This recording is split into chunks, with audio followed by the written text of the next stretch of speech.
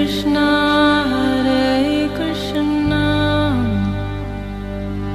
Krishna Krishna Hare Hare Hare Rama Rama Rama Hare Hare। नमस्कार, radio मानव रचना 107.8 FM पर मैं हूं सरिता आपके साथ और ये वक्त है प्रोग्राम आत्मदर्शन का। और इस प्रोग्राम में हमेशा की तरह हमारे साथ मौजूद हैं रागले खदासे जी, चरण आश्रित योगाचार्य श्री श्रीमद् भक्ति वेदांत नारायण गोस्वामी जी की शिष्या। मैम, आपका बहुत बहुत स्वागत है हमारे स्टूडियो में। हरे कृष्णा। आत्मदर्शन प्रोग्राम में जैसा कि आप सब जानते हैं कि पिछले अपने कई एपिसोड से हम बात कर रहे हैं श्री श्री बृहद भागवतामृतम के बारे में, जिसमें भागवतम के 18,000 श्लोकों का सार है और बहुत ही खूबसूरत प्रसंगों के माध्यम से इस भागवतामृतम की व्याख्या की गई है। और इसमें परीक्षित महाराज जी उत्तरा देवी जी को, अपनी माता जी को सुना रहे हैं नारद मुनि जी की भ्रमण यात्रा के बारे में, उनकी खोज के बारे में। बहुत सारी रोचक कहानियाँ इसमें जुड़ी हुई हैं और बहुत सारी जानकारी हम श्री कृष्ण की लीलाओं के बारे में भी जान रहे हैं। और अपने पिछले एपिसोड में हमने जाना कि किस तरह से नारद मुनि जी उद्धव जी के पास पहुंचे थे और उद्धव जी ने ये स्वीकार तो किया था कि हाँ वो कृपा पात्र थे, लेकिन उनका घमंड तभी चूर चूर हो गया जब वे ब्रिज गए और वहां पर ब्रिजवासियों के दर्शन किए और राधिका से मिले और गोपियों से मिले, तो उन्हें लगा कि मुझसे ज्यादा कृपा पात्र तो ये हैं। तो अब जानते हैं अपने इस एपिसोड में कि नारद मुनि जी क्या पहुंचे हैं ब्रिज, और ब्रिजवासियों से मिलने के बाद उनकी क्या प्रतिक्रिया रही है, ये आपसे जानना चाहेंगे। जी, जब उद्धव जी ब्रजवासियों के गए, ब्रज में गए, तो ब्रजवासियों के दर्शन करके धन्य हो गए जी। और वो सोचने लगे कि मैं, भगवान ने मुझे ब्रज में भेज के मेरे प्रति संपूर्ण कृपा की है, इसलिए वो अपने को प्रभु का कृपा पात्र मानकर आनंद सागर में निमग्न हो रहे हैं जी। ब्रज में जाने मात्र से आनंद सागर में निमग्न होकर उद्धव जी ने ब्रज गोपियों को प्रणाम करके ये गान किया था कि पृथ्वी पर इन गोपियों ने ही यथार्थ में देह धारण की है। एताम परम तनुभृता भुवि गोपवत्यो। कहते हैं कि इस पृथ्वी पर केवल गोपियों की ही, मनुष्य देह में अगर किसी की देह सार्थक है तो केवल गोपियों की है जी। और उन्होंने कहा आशा मोह चरण जुषाम्यम शाम, अर्थात उन्होंने कहा कि मैं आशा करता हूँ गोपियों की चरण की रेणु की, अर्थात जब ब्रज गोपियाँ श्री कृष्ण से मिलने, अभिसार करने के लिए जाएंगी तो उनकी चरण रेणु एक घास पे पड़ेगी। तो मैं एक घास, ब्रज का कोई घास, लता पता, औषधि बन जाऊं, जिससे कि जब वो जाएंगी तो उनकी चरण रेणु मेरे माथे के ऊपर पड़ जाए। उनकी, मतलब मैं उनकी चरण, उनके भाव का तिनका छीटा फूटा भी ग्रहण करने में समर्थ नहीं हूँ मैं। उनके, कहते ना, पैर के नख के बराबर भी नहीं हूँ। तब उन्होंने बोला कि वंदे नंद ब्रज स्त्रीना पाद रेणु अभिक्षणशा, कि मैं उन ब्रज स्त्रियों को प्रणाम करता हूँ जो जिनकी पाद रेणु के मैं वंदना करता हूँ जी। और उनकी धूली कणा को बार बार मैं वंदना करता हूँ। तो इसलिए बोल रहे हैं कि वे सभी को भली भांति ज्ञात है कि अतः मेरी तुलना में श्रीमती राधिका आदि गोपियाँ भगवान श्री कृष्ण की अधिक कृपा पात्री हैं। ये केवल निगूढ़ सिद्धांत ही नहीं बल्कि सर्वत्र सुप्रसिद्ध है, क्योंकि इस स्थान पर इससे अधिक कुछ भी कहने में असमर्थ हूँ। अतः आप इस वृत्तांत को सुनने की उत्सुकता का परित्याग करें। अब वो नारद जी से कह रहे हैं उद्धव जी कि अब मैं और कुछ भी नहीं कह सकता, अब आप और इतने उत्सुक मत होइए कि आगे क्या हुआ ब्रज में। और विशेषकर ब्रज गोपियों के महात्म्य को श्रवण करने से सत्यभामा आदि महिषियों को दुख हो सकता है, क्योंकि अगर वो इतना उत्कर्ष उनका बताएंगे तो सत्यभामा सोचेंगी कि, जितनी भी रुक्मणी सत्यभामा सोचेंगी अरे हम लोग तो कुछ नहीं है। हाँ। अतः उन्हें सापत्न्य और स्वात या प्रतिद्वंदी भाव उत्पन्न होने के भय से गोपियों के महात्म्य के विषय में कुछ भी बोलना कर्तव्य नहीं है। तो उन्हें लगेगा स्वात के बारे में बता रहे हैं, सपत्नी भाव आएगा। तो इसलिए भगवान में परम प्रेम में पीड़ा उत्पन्न होने की उनकी आशंका है। तो इसलिए इस वृत्तांत को आप श्रवण करने का आग्रह छोड़ दीजिए, अर्थात ब्रजवासियों की कथा को श्रवण करने में जो आपका रस लामपट्टे है उसे विराम दीजिए, अन्यथा किसी विशेष अनर्थ होने की संभावना है। तो उद्धव जी कह रहे हैं आप इसको मत सुनिए, और आपका क्योंकि आप तो लंपट है, आप रस लंपट है, मतलब रस के बड़े लोभी हैं, आपको रस कथा बहुत अच्छी लगती है, तो आप चाहते हैं मैं ब्रजवासियों का गुणगान करूं, ये वो, किंतु मैं अभी नहीं करूँगा क्योंकि ये उपयुक्त स्थान, कहते देश काल पात्र के हिसाब से कथा होनी चाहिए। तो ये उपयुक्त देश नहीं है, द्वारका है, काल अभी उपयुक्त नहीं है जी। और पात्र उपयुक्त नहीं है, इसलिए मैं आपको ये कथा नहीं सुना सकता जी।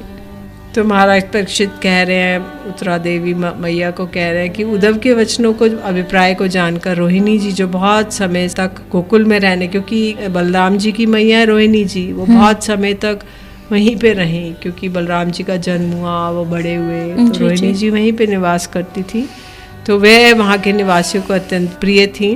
प्रेमाश्रु बहाते हुए इस प्रकार कहने लगी। रोहिणी देवी ने कहा, हे हरिदास उद्धव, तुम शांत हो जाओ। मैं जिन लोगों की चिंता को छोड़कर कुछ सुखी हुई थी, उन महादुर्दैव के मारे, तो रोहिणी जी कहनी है, मैं उनकी चिंता करते करते कितना दुखी थी।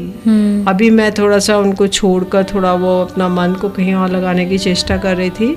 वे महादुर्दैव के मारे वे सौभाग्य गंध से रहित दैन्य सागर में निमग्न, भीषण शोक रूपी बड़वानल ज्वाला से संतप्त और विरह के विष से जर्जरित ब्रजवासियों की याद मुझे मत दिलाओ। रोहिणी जी कह रही है कि तुम मुझे मत दिलाओ कि उनको कितना भीषण बड़वा नल, मतलब एक तो दावा नल होता है जो जंगल में एक वृक्ष के दूसरे वृक्ष के साथ घर्षण करने से होता है। बांस का वृक्ष एक बांस के वृक्ष से घर्षण करता है। एक बड़वा नल होता है जो समुद्र में लगता है। अच्छा। तो समुद्र में कहते हैं उस बड़वा नल से भी अधिक उनका जो शोक रूपी विरह नल है उससे भी ज्यादा बड़ा है। तो तुम मुझे उसकी याद मत दिलाओ। ब्रजवासियों को कैसे श्री कृष्ण ने एकदम कठोर हृदय से छोड़ दिया और आज तक उनको उनकी सुध नहीं ली है, तो मैं ये सब सहन नहीं कर सकती जी। उन ब्रजवासियों का ना तो स्मरण करना और ना ही कराना। तो हे आर्य पुत्र वसुदेव मुझे गोकुल ले जा रहे थे जिस समय, तो महाकादर यशोदा के महान रोदन को सुनकर अत्यंत कठोर पाषाण भी रोने लगा। कहते वसुदेव जी आकर रोहिणी जी को गोकुल से ले जा रहे थे, तो यशोदा जी ने महारोदन किया कि रोहिणी जी तो जा रही हैं जी, किंतु मैं तो यहीं रह गई। तो इसलिए उन्होंने इतना रोदन किया कि पाषाण भी गल जाए, मतलब पत्थर भी गल जाए और द्रवीभूत हो गए और वज्र भी विदीर्ण हो गए। किंतु पाषाण और वज्र से भी अधिक महाकठोर केवल एक व्यक्ति का हृदय नहीं पिघला था, वो श्री कृष्ण थे जी। तो वो कह रहे हैं देखो पत्थर और वज्र तो इतना कठोर था कि इसको किसी तरह से हम तोड़ नहीं सकते, हथौड़े से किसी भी तरीके, और पत्थर को भी नहीं तोड़ पाते हैं। तो कहते हैं पत्थर और ब्रज से भी अधिक महाकठोर हृदय किसका हुआ। तो कहते हैं अन्य गोपियों के विषय में कौन वर्णन कर सकता है, अर्थात क्या स्त्री क्या पुरुष कोई भी उनकी वीर्य दिशा का वर्णन नहीं अपने मुख से नहीं कर सकता। मैं नहीं कह सकती कि वे अब जीवित हैं कि नहीं, क्योंकि इतना वीर्य कौन सहन कर सकता है। और मेरे मथुरा में आने के उपरांत जब तुम्हारे प्रभु श्री कृष्ण गुरु संदीपनी मुनि के घर से मथुरा में लौटे, तब मैंने तुम्हारे प्रभु को उनके शोक आदि की आशंका के भय से अति संक्षेप में वृंदावन का करुण वृत्तांत सुनाया था। यद्यपि मैं जानती थी कि इसका कुछ भी परिणाम नहीं होगा, तथापि मैंने दुखी होकर कहा था। मेरी बात को सुनकर भी तुम्हारे प्रभु का चित्त विभूत नहीं हुआ। इसका प्रमाण ये है कि उन्होंने तुम्हें गोकुल भेजा था। तो कहते हैं मैं रोहिणी जी कह रही है कि मथुरा जाकर जब वो संदीपनी मुनि गुरुकुल से लौटे तो मैंने उनको कहा कि देखो वो लोग जीवित नहीं रहेंगे विरह के कारण, किंतु फिर भी इनका चित्त नहीं पिघला और उन्होंने तुम्हें भेजा उद्धव, तुम्हें भेज दिया सांत्वना देने के लिए। स्वयं नहीं जा सकते थे क्या? तो कहते हैं कि विरह से पीड़ित ब्रजवासियों को सांत्वना देने स्वयं नहीं गए, तथापि ब्रजवासियों के कल्याण की आशा से तुम्हारे प्रभु ने जो संदेशा और जो संदेश चातुरी की, उस संदेश से ब्रजवासियों का विरह और भी अधिक बढ़ गया। उनको किंचित मात्र भी सांत्वना नहीं मिली। तुम जिस अभिप्राय से ब्रजवासियों के प्रति अपने प्रभु की परम कृपा के विषय में वर्णन करने जा रहे हो, क्या उस कृपा का यही लक्षण है? तो कहते हैं वो लोग, उद्धव जी तो उनको सांत्वना देने गए थे कि मैं तो बृहस्पति का शिष्य हूँ और मैं वृष्णियों में सर्वश्रेष्ठ हूँ, सलाहकार मित्र हूँ, मंत्री हूँ, मैं बड़ा बुद्धिमान हूँ, तो मैं तो श्री कृष्ण ने कहा तुम मेरे माता पिता और ब्रजवासियों को सांत्वना दे के आओ। तो उद्धव जी ने सोचा ये कौन सा बड़ा काम है, मैं जाऊंगा और उन्हें सांत्वना चुटकी भर में दूंगा, मैं बुद्धिमान तो हुई, मैं उन्हें चुटकी भर में सांत्वना देकर और आ जाऊंगा, ये कौन सा बड़ा काम है। लेकिन जब वो वहाँ गए तब उन्हें पता चला कि ओहो इनकी क्या भाव दशा है, इनको तो मैं सांत्वना नहीं दे सकता। तो क्योंकि नंद बाबा कह रहे हैं उद्धव तुम्हारे तो अभी अकल की दाढ़ ही नहीं आई है तुम तो कहते हैं कि उद्धव जी की जो ज्ञान की गुजरी थी वो सब ब्रजवासियों ने बहा दी। और बोलते हैं कि वहाँ तो प्रेम के अतिरिक्त ज्ञान का कोई स्थान नहीं था ब्रजवासियों में। तो इसलिए उद्धव जी वहाँ पे 6 महीने रहे। ब्रज गोपियों ने उन्हें खूब सारे स्थान दिखाए, सारी लीलाएं बताएं कि यहाँ पे ऐसे करते थे श्याम सुंदर, यहाँ पे ऐसे करते थे, सारी बातें बताई।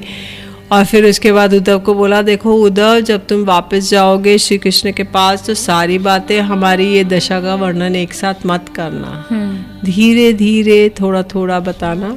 क्योंकि अगर कोई जर्जरित वस्त्र होता है, पुराना वस्त्र होता है, अगर उसको हम जोर से निचोड़ते हैं तो वो फट जाता है। तो कहते हैं श्री कृष्ण की हृदय की अवस्था इतनी विदीर्ण है कि तुम जाके अगर ऐसा बताओगे तो वो अपने शरीर को धारण नहीं कर पाएंगे और मृत्यु हो जाएगी। तो तुम इसको धीरे धीरे थोड़ा थोड़ा रोज बताना। तो जब उद्धव जी वहाँ पे पहुँचे तो श्री कृष्ण ने कहा कि उद्धव क्या ब्रज में सब ठीक है। तो उद्धव जी ने कहा प्रभु सब कुछ ठीक है पर यमुना में बाढ़ आई हुई है। बोले यमुना में क्यों बाढ़ आई है। बोले ब्रजवासियों के आंसुओं से यमुना में बाढ़ आ गई है।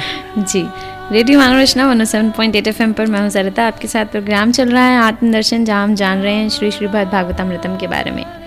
अभी जो है रोहिणी जी जो है अपना सार प्रकट कर रही हैं, अपनी वेदना प्रकट कर रही हैं कि जब उन्होंने ब्रज छोड़ा तो वहाँ पर किस तरह से गोपियों की दशा थी, उसका बखान भी वो नहीं कर पा रही हैं क्योंकि वो बहुत ही ज़्यादा अंदर से अव्यवस्थित सी हैं। उनको समझ ही नहीं आ रहा है कि यहाँ पर अगर बखान किया जाएगा तो ये उचित स्थान नहीं है इस चीज़ को बखान करने का। आगे जानेंगे इस कड़ी में क्या हुआ, लेकिन एक छोटे से म्यूजिकल ब्रेक के बाद सुनते हैं एक प्यारा सा भजन, फिर लौट कर आते हैं। आप जुड़े रहिए रेडियो मानवरचना 107.8 FM के साथ प्रोग्राम आत्मदर्शन में। Feel good feel live.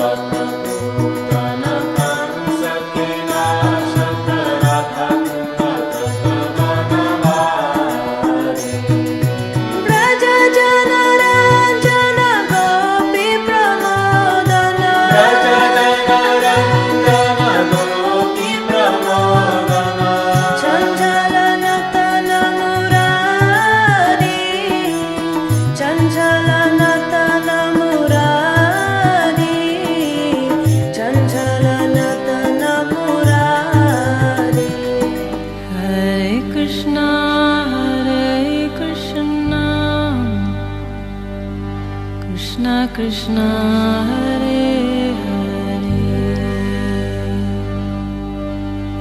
Hare Hare Rama Rama Rama Hare Hare। स्वागत है आप सभी का एक बार फिर रेडियो मानवरचना 107.8 FM पर। मैं हूं सरिता, आपके साथ प्रोग्राम चल रहा है आत्मदर्शन, जिसमें हम जान रहे हैं श्री श्रीमद् भागवतामृतम के बारे में। और नारद जी के समक्ष रोहिणी जी जो हैं वो अपना दुख व्यक्त कर रही हैं कि जब उन्होंने ब्रज छोड़ा तो किस तरह से गोपियों की दशा थी, उसका बखान भी वो नहीं कर पा रही हैं कि इतनी बुरी दशा थी। और जहाँ पर जो उद्धव जी हैं, जब वो वहाँ गए थे उनको सांत्वना देने, तब भी उनका घमंड चूर चूर हो गया कि वो सांत्वना भी नहीं दे पाए, और उनका प्रेम भाव देखकर उनका अपना जो सर्वश्रेष्ठ कृपा पात्र होने का भ्रम था वो भी दूर हो गया। जानते हैं आगे इस कड़ी में क्या हुआ। रोहिणी जी और भी कह रही हैं, श्री कृष्ण में के ब्रज में आने से पहले मैंने देखा था, वहाँ पर दीर्घ काल तक निवास करके सब कुछ साक्षात रूप में अनुभव किया। और श्री कृष्ण के ब्रज में आने पर पूतना से आरंभ कर केशी दैत्य तक जिन असुरों ने बार बार उपद्रव मचाया था, मैंने उन सबको प्रत्यक्ष देखा है। केवल दैत्यों द्वारा उपद्रव हुआ ऐसा नहीं है, बल्कि वरुण, इंद्र आदि देवताओं ने भी क्रमशः नंद महाराज का हरण किया और मूसलाधार वर्षा की। जो वरुण देवता थे उन्होंने द्वादशी के दिन नंद बाबा का हरण कर लिया, क्योंकि अच्छा। वरुण देवता श्री कृष्ण के दर्शन करना चाहते थे। तो जब वरुण देवता वहाँ चले गए, सारे ब्रज में हल्ला मच गया, न बाबा तो डूब गया, बाबा तो डूब गया। तब फिर श्री कृष्ण ने कूद के गए और उन्होंने वरुण लोक में पहुँचे। वहाँ देखा उन्होंने, वरुण देवता ने उनको प्रणाम किया, उनको बहुत से उपहार दिए, उनकी पूजा की, अर्चना की। बाबा ये सब देख रहे हैं। तो बाबा ने जब बाहर आए तो उन्होंने ब्रजवासियों ने कहा वरुण लोग कैसा है? तो उन्होंने कहा बड़ा वैभव है, और सब तो मेरे लाला की पूजा कर रहे थे। अच्छा। और उन्होंने इतने उपहार दिए, इतना वो किया। तो इसलिए बोलते हैं कि दैत्य लोग तंग नहीं कर रहे थे, जो देवता लोग थे, जैसे इंद्र था, उसने वो मूसलाधार वर्षा की तो भगवान को गिरिराज धारण करना पड़ा जी। और वरुण ने भी ऐसा किया क्योंकि वो उनके दर्शन करना चाहता था। तो इसलिए उन्होंने कहा बाबा को अगर ले लूंगा तो अपने आप श्री कृष्ण आएंगे पीछे पीछे उन्हें छुड़ाने के लिए। तो उनके दर्शन की वजह से उन्होंने उनका अपहरण कर लिया। अच्छा। और तो बोले कि जो अजगर आदि जो तिर्यक योनि के भयंकर प्राणियों में भी महान अनर्थ उत्पन्न हुआ था, जैसे सरस्वती के नद पर एक अजगर द्वारा नंद बाबा को निगलना। तो एक अजगर था, उसने नंद बाबा को निगल लिया था, तो अच्छा। यमुना के पास ही में। तब फिर श्री कृष्ण ने उनको निकाला और सब आदि उनकी रक्षा की।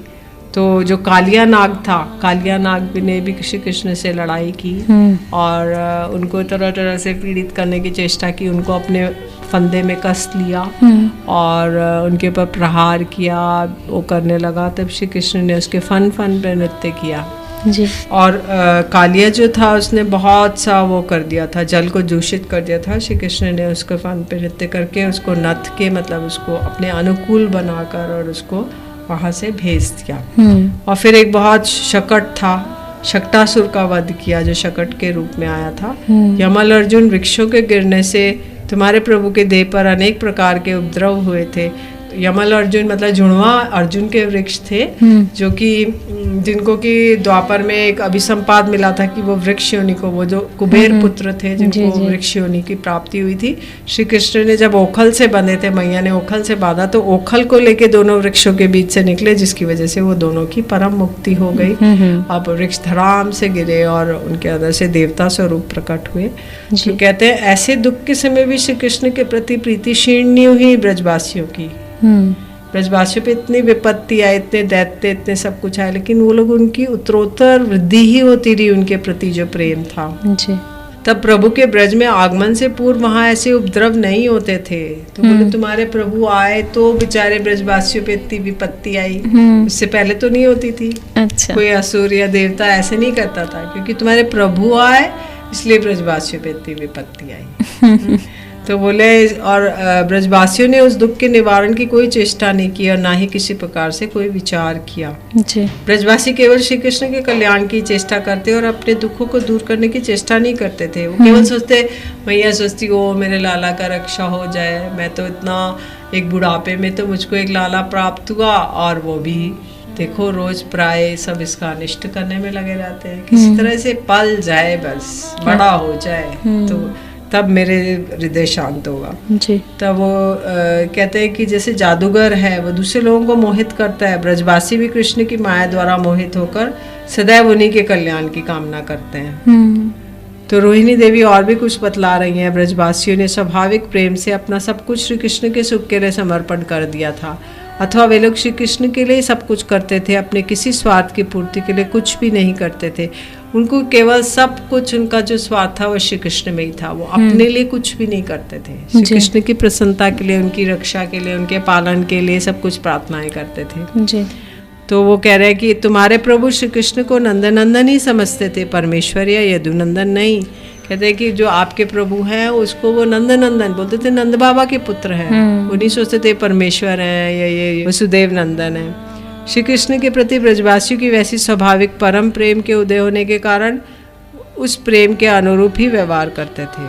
तो क्योंकि वो अपना पुत्र समझते थे, अपना प्रियतम समझते थे, इसी भाव से उनका, और सखा लोग उनको अपना सखा समझते थे, तो वैसा ही व्यवहार करते थे, ना कि वो उनको अपना परमेश्वर या कुछ समझते थे जी।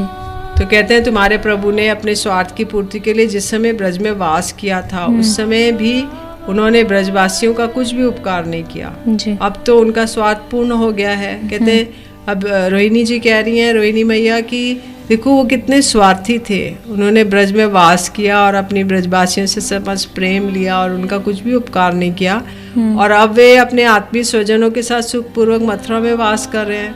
तात्कालिक स्वार्थ सिद्धि के लिए प्रच्छन्न रूप में अर्थात छिपकर ब्रज में वास द्वारा उन्होंने कंस के वध आदि इस प्रयोजन को पूर्ण किया था। इस प्रकार तुम्हारे प्रभु ने ब्रजवासियों का परित्याग आदि जो सब कर्म किया है वह किससे कहूँ, अपितु वह किसी को बतलाने योग्य भी नहीं है। यहाँ पर वैसा अर्थात उसके सुनने योग्य कोई भी व्यक्ति नहीं है। श्री कृष्ण की अपकीर्ति के बात को किसी से कहना भी उचित नहीं है। रोहिणी मैया के इन वचनों को सुनकर निर्लज चेष्टा करने वाली कंस की माता पद्मावती कहने लगी, निर्लज आचरण करने वाली कहने का उद्देश्य यह है कि इसी पद्मावती ने द्रुमिल दैत्य के द्वारा पुत्र उत्पन्न किया था जी। तो कंस जैसे दुष्ट पुत्र के मरने पर भी इस पद्मा ने क्रंदन और महाविलाप किया था, क्योंकि वो इतना क्रूर था, फिर भी उसने महाविलाप किया, क्रंदन किया। कुबुद्धिमती के रूप में प्रसिद्ध है, बुढ़ापे के कारण विचारहीन है, अथवा रोहिणी देवी द्वारा श्री कृष्ण के प्रति किए गए आक्षेप की चतुरता के कारण वे सिर को कपाते हुए कहने लगी, अहो बड़े दुख की बात है, बचपन से ही श्री कृष्ण कांटों के वन में उन निष्ठुर गोपों के गैया चराते रहे और वैसा दुख सहकर भी वह ब्रज में स्थिर होकर खड़े रहे। अब वो अपनी तरफ से श्री कृष्ण की वो कर रही है। तो पद्मा देवी जो है वो कह रही है कि देखो ये ब्रजवासी कितने कठोर हृदय थे, तो ये श्री कृष्ण को गैया चराने भेज देते थे और वहाँ पे इनको वो ब्रज में मतलब कांटों के वनों में जाते थे और नंगे पैर जाते थे, उनको कोई पादुका छतरी कुछ नहीं देते थे ये जो ब्रजवासी थे जी। और भी कह रही हैं कि कांटों के वनों में भ्रमण करते हुए उन्होंने श्री कृष्ण को पादुका भी नहीं दी और कभी भूख से आतुर होकर वह थोड़ा सा मक्खन खा लिया करते या छाछ पी लेते या दूध पान कर लेते तो यशोदा आदि गोपियाँ उनको गाय बांधने वाली रस्सियों से बांध देती थी। कहते हैं कि भाई बच्चा थोड़ा तो भूख लगेगी, तो छाछ पीते मक्खन खाते तो उनको बांध देती थी, उनका कान उमेटती थी। इतना क्रूर व्यवहार करते थे ब्रजवासी। और कह रही हैं कि उसके लिए श्री कृष्ण को डांटती डपटती, जिससे कृष्ण अत्यंत रोदन करते। ये कथा श्रीमद् भागवतम में प्रसिद्ध है। हे यशोदे, तुम्हारा ये पुत्र असमय में ही बछड़ों को खोल देता है और फिर डांटने डपटने पर हंसता रहता है। कभी चोरी करके दूध दही आदि को खा लेता है और बंदरों को भी बांट देता है। श्री कृष्ण क्या करते, काल की कुटिल गति जानकर उन्होंने गोपालन आदि के दुख को भी सहन किया। पद्मा जी कह रही हैं और आगे कि वो छोटा बच्चा क्या कर सकता है। सोचा मेरे भाग्य में जो है वही हो रहा है। गैया पालना कोई आसान काम नहीं है, उसको चराने के लिए वन में जाना पड़ेगा और नंगे पैर जाना पड़ेगा, धूप सहनी पड़ेगी।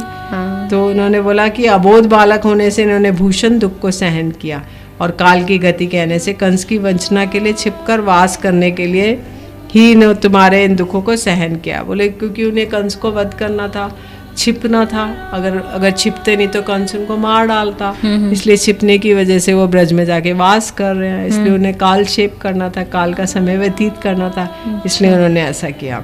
महाराज परीक्षित ने कहा, रोहिणी देवी बड़ी बुद्धिमती और गंभीर स्वभाव की थी, समस्त ब्रजवासियों की प्रिय थी। अतः वे पद्मावती के वचनों को अनसुना कर अपनी बात को आगे कहने लगी। रोहिणी देवी ने कहा, शत्रु का विनाश करके श्री कृष्ण ने यादवों की राजधानी मथुरा को प्राप्त किया और अब राजराजेश्वर के रूप में विश्राम सुख का उपभोग कर रहे हैं। तो रोहिणी देवी कहने लगी, देखो शत्रुओं का सब विनाश हो गया, तो श्री कृष्ण ने यादवों की राजधानी में जाकर मथुरा को प्राप्त किया और अब वो राजराजेश्वर है और विश्राम सुख का उपभोग कर रहे हैं। तुम्हारे प्रभु श्री कृष्ण ने परिजात वृक्ष के हरण के समय जिनको परिजात किया था वे सब देवता और नरकासुर वध द्वारा वे राजा उपकृत हुए थे। वे सब राजा उनके चरणों की वंदना करते हैं और ब्रज में जाने की बात तो दूर, अब तो वे ब्रजवासियों का स्मरण भी क्यों करेंगे। हो, बड़े दुख की बात है। तो रोहिणी जी कह रही हैं, देखो इन्होंने परिजात वृक्ष हरण किया और जो नरकासुर आदि उनका वध किया, तो अब ये सब राजा उनकी वंदना करते हैं, लेकिन अब तो ये ब्रज में जाने की बात तो दूर ही है, उनको स्मरण भी नहीं करते ब्रजवासियों को। तो महाराज परीक्षित ने कहा, रोहिणी देवी के वचनों को सहन न कर पाने के कारण कृष्ण के हृदय में सदैव वास करने वाली श्री कृष्ण की प्रिया भीष्मक नंदिनी रुक्मणी देवी इस प्रकार कहने लगी। श्री रुक्मणी देवी ने कहा, हे माता, नवनीत से भी अधिक कोमल हृदय वाले प्रभु के आंतरिक भावों के विषय में किंचित मात्र भी न जानकर आप ऐसी बातें क्यों कह रही हैं। तो वो रुक्मणी जी कहने लगी कि आपको ऐसी बातें करना सुशोभित नहीं है, क्योंकि आप जानती हैं कि प्रभु का हृदय नवनीत से भी कोमल है, मतलब मक्खन से भी कोमल है, तो आपको ऐसी बातें करना सुशोभित नहीं है जी। तो बोल रहे, हे माता, जागृत अवस्था की तो कहना है क्या, प्रभु तो रात्रिकाल स्वप्न में भी वृंदावन की न जाने क्या क्या बातें करते हैं। कभी वो प्रीतिपूर्वक मधुर स्वर से गंगा यमुना धवला अपनी गैयाओं का नाम लेते हैं, गंगे यमुने धवला कालिंदी नाम लेके गैयों को पुकारते हैं। कभी वो प्रीतिपूर्वक मधुर से भी अधिक स्वर से सखाओं को बुलाते हैं, कभी अन्य गोपों को बुलाते हैं, कभी मनोहर वंशी वदन करते हैं, वंशी धारण के मुद्रा का अनुकरण करके ललित त्रिभंग ललित आकृति का अभिनय करते हैं। त्रिभंग अर्थात चरण हस्त और मुख कमल तीनों को टेढ़ा कर लेते हैं। तो उस निद्रा अवस्था में कभी कहते हैं, मैयारी मुझे माखन दो, कभी कहते हैं, हे राधे, हे ललिते, हे चंद्रावली, ये क्या कर रही हो, ऐसे कहकर मेरे वस्त्रों को खींच लेते हैं। रुक्मणी जी कह रही हैं। और मुझे कभी शयन करते हुए प्रेम अश्रुधाराओं से अपने तकिए को भी भिगो देते हैं जी। और कभी तो निद्रा भंग होने के उपरांत सहसा शैया से उठकर आठ स्वर में क्रंदन करने लगते हैं। हम सभी उनकी क्रंदन ध्वनि को सुनकर दुख और शोक रूपी महासागर में डूब जाती हैं जी। अन्य दिनों की बात तो क्या है, आज की रात्रिकाल की उन्होंने एक स्वप्न देखा था जिसके शोक से वे अत्यंत आतुर होकर रोते रोते बड़े अधीर हो रहे हैं। अब दिन निकल आने पर जागृत होने पर भी अपने पीताम्बर द्वारा मुख कमल को ढककर निद्रित व्यक्ति के जैसे शैया पर लेटे हुए हैं। तो कहते हैं, और दिनों की बात छोड़ो, कल रात में उन्होंने कुछ ऐसा स्वप्न देखा जिसकी वजह से वो रो रहे हैं और अपने पीताम्बर को ढक के शैया पे लेटे लेटे रो रहे हैं। अत्यंत दुख के कारण निद्रा रहित होने पर भी निद्रित व्यक्ति की भांति शैया पर शयन कर रहे हैं। बड़े दुख की बात है, इन्होंने अभी तक स्नान आदि नित्य क्रिया भी नहीं की। तो महाराज परीक्षित कह रहे हैं, ये सब सुनकर सत्यभामा ईर्ष्या से भरकर अथवा शुभ होकर अन्य महिषियों के साथ कहने लगी, हे रुक्मिणी, आप ऐसा प्रलाप क्यों कर रही हैं? क्या केवल निद्रा में ही प्रभु ऐसा करते हैं? निद्रित अवस्था में, स्वप्न में जिस प्रकार प्रभु अपने नाम ले लेकर गैयों को पुकारते, जागृत अवस्था में भी पुनः पुनः वैसा ही करते हैं। तो अलग अलग महिषियाँ अलग अलग अपना एक्सपीरियंस, अपना वो बखान कर रही हैं श्री कृष्ण के साथ कि नहीं नहीं ब्रजवासियों को स्मरण करते हैं। क्योंकि रुक्मिणी देवी कह रही है कि नहीं नहीं वो नहीं करते हैं, कि तू ये महिषा बता रही कि हम लोग उनके साथ रात में सुबह होते हैं, तो हम लोग ये बता रहे कि वो लोग स्मरण करते हैं जी।